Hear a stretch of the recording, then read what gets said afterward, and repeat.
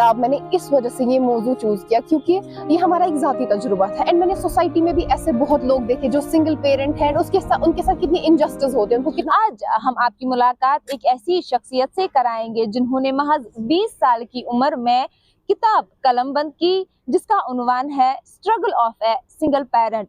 आज हमारे साथ है मुस्कान नरगिस। इनसे इनकी तख्लीकी सफर के बारे में गुफ्तगू करते हैं। मुस्कान जी, सबसे पहले जानना चाहेंगे कि आप कहाँ से है, आपका ताल्लुक कहाँ से है और आपकी तालीम व तरबियत जो है वो कहाँ से हुई है? अस्सलाम वालेकुम। मैं श्रीनगर के एक टेंपुरा इलाके से बिलोंग करती हूँ और 10th तक मैंने तालीम हासिल विबगर एजुकेशन इंस्टीट्यूट से की है और 11th-12th मेरा कोठी बाग हायर सेकेंडरी से हुआ और अभी मैं बीए कर रही हूँ विमेंस कॉलेज एमए रोड से।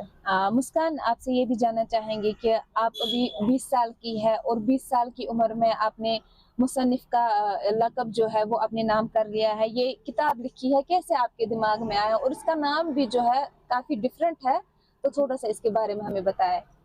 लिखने का शौक तो बचपन से ही था क्योंकि मेरा ये होता था कि मेरे फ्रेंड्स वगैरह नहीं होते थे, मैं ज़्यादा लोगों से बात करना भी प्रेफर नहीं करती थी, तो मैं हमेशा लिखना प्रेफर करती थी, जो भी मैं फील करती हूँ वो लिखती थी। एक वक्त पे मैंने सोचा जब मैं ये चीज़ें लिख सकती हूँ तो मैं इसी को अपना प्रोफेशन बनाऊँ, मैं इसी के साथ रहूँ।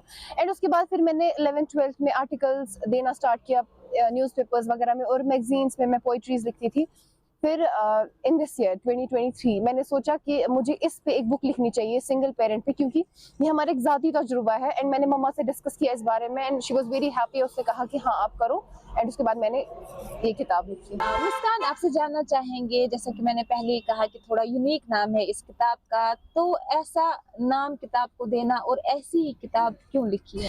ये किताब मैंने इस वजह से ये मौजू चूज़ किया क्योंकि ये हमारा एक ज़ाती तजुर्बा था एंड मैंने सोसाइटी में भी ऐसे बहुत लोग देखे जो सिंगल पेरेंट हैं, उनके साथ कितनी इनजस्टिस होते हैं, उनको कितना डिस्क्रिमिनेट किया जाता है एंड स्पेशली मेरे घर पे एक एग्जांपल थी मेरी मम्मा।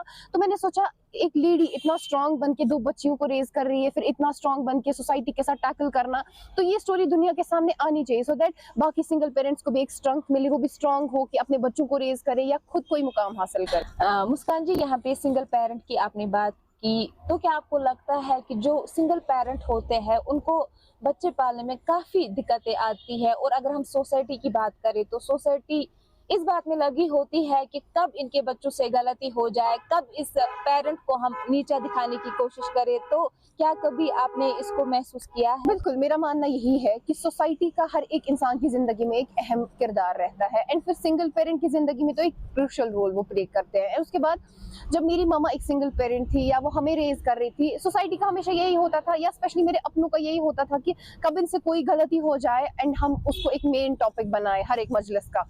तो सिंगल पेरेंट होना एक खुद में ही बहुत बड़ी बात है। फिर उसके बाद वो कैसे अपने एक बच्चे को रेज़ करता है, सोसाइटी को चाहिए कि अगर वो उनके लिए कुछ अच्छा नहीं कर सकती, कम से कम उनको बातूनी सपोर्ट ही प्रोवाइड करे, उनके साथ ऐसा एक अटैचमेंट रखे या ऐसा एक उनके साथ बॉन्ड बनाए कि उनको लगे हम सोसाइटी में कोई ऐसा तबका नहीं है जो डिस्क्रिमिनेट हो रहा है। एंड हमारे साथ भी बहुत स्टेज पे ऐसा हुआ कि हमें फील हो रहा था हम डिस्क्रिमिनेट हो रहे हैं या सोसाइटी हमें पीछे की ओर ही खींचना चाहती है, हमें आगे बढ़ता नहीं देखना चाहती। तो हर एक की जिंदगी में ऐसा स्टेज आता है। अगर हम कामयाब इंसान की बात करें या हम किसी भी शोबे की बात करें तो हर एक शोबे में एक उस्ताद की ज़रूरत होती है, चाहे हम अदाकारी की बात करें, गुलकारी की बात करें या लिखने की बात करें। तो आप यहाँ तक पहुँची है, किसका हाथ रहा है इस कामयाबी के पीछे?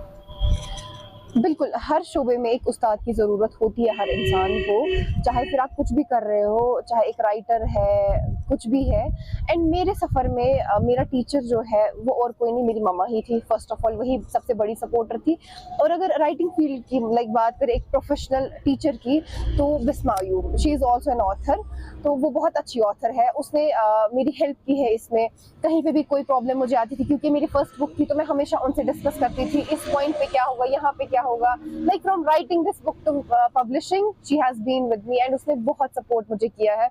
चाहे वो कोई भी सपोर्ट हो, उसने मुझे बहुत प्रोवाइड किया है। लिखने का सपोर्ट हो या एक बहन की ज़रूरत हो मुझे, वो हमेशा मेरे साथ रही है।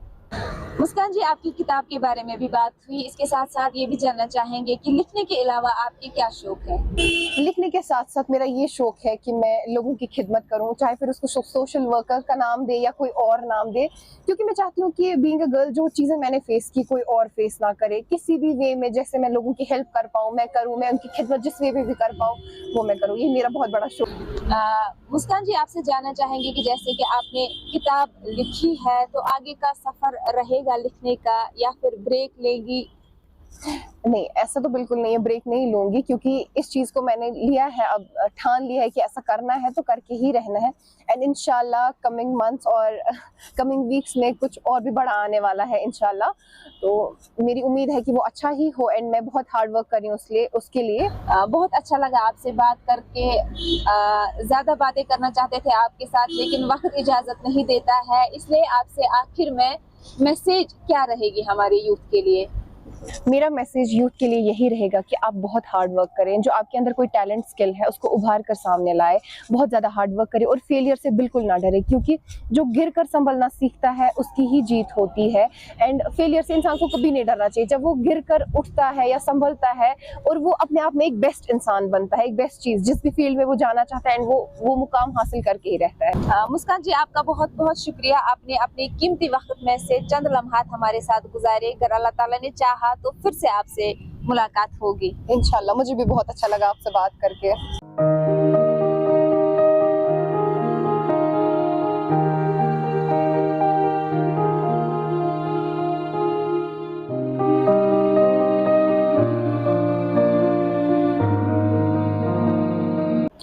नाजरीन, अगर आपकी चाहत हो तो दुनिया की कोई भी ताकत आपको आपका मुकाम हासिल करने से नहीं रोक सकती है। अगली मुलाकात में आपकी मुलाकात एक ऐसी शख्सियत से कराएंगे। जब तक के लिए मुझे और मेरे साथ वीडियो जर्नलिस्ट इम्तियाज गुलजार को दीजिए इजाजत। अल्लाह हाफ़िज़।